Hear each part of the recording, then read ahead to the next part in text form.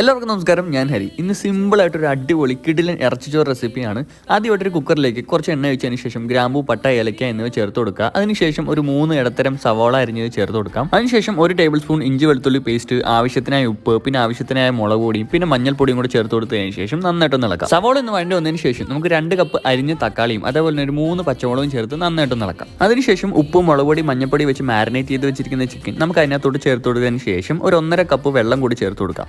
അതിനുശേഷം ചിക്കൻ മസാല അതേപോലെ തന്നെ മല്ലിയിലും പുതിനയിലും കൂടെ ചേർത്ത് കൊടുത്തതിന് ശേഷം നമുക്ക് നന്നായിട്ട് ഇളക്കാം. കുക്കറിൽ ഏകദേശം ഒരു 2 വിസിലൊക്കെ കഴിയുമ്പോഴത്തേക്കും ചിക്കൻ നന്നായിട്ട് വെന്തിട്ടുണ്ടാവും. അതിനുശേഷം നമുക്ക് ഒരു 3 കപ്പ് അരി കൂടെ ചേർത്ത് കൊടുക്കാം. നമ്മുടെ ബിരിയാണി അരി ആ ഒരു വെള്ളത്തിൽ മുങ്ങി തന്നെ കിടക്കണം. പിന്നെ ടേസ്റ്റിനായിട്ട് ചിക്കൻ സ്റ്റോക്ക് കൂടെ ചേർക്കുന്നുണ്ട്. ഇത് വെറും ഓപ്ഷണൽ സാധനമാണ്. പിന്നെ നാരങ്ങ നീരും കൂടെ പിഴിഞ്ഞു കൊടുത്തതിന് ശേഷം നമുക്ക് അടച്ചു വെച്ച് വേവിക്കാം. ദം ബിരിയാണിയുടെ ദം ഓടിക്കുന്ന പോലെ ആ കുക്കറിനകത്തൊരു മണം വരും എന്റെ സാറേ. അപ്പൊ നമ്മുടെ ഇറച്ചിച്ചോറ് ഇത്രേ ഉള്ളൂ. വളരെ സിമ്പിൾ ആയിട്ട് റെസിപ്പിയാണ്. കുറച്ച് നാരങ്ങയും അതേപോലെ തന്നെ പുതിനയിലും കൂടെ ഉണ്ടെങ്കിൽ സംഭവം ഉഷാറായി. അപ്പൊ അടുത്തൊരു കിഡിലൻ റെസിപ്പിയായിട്ട് വരുന്നവരെ ബൈ.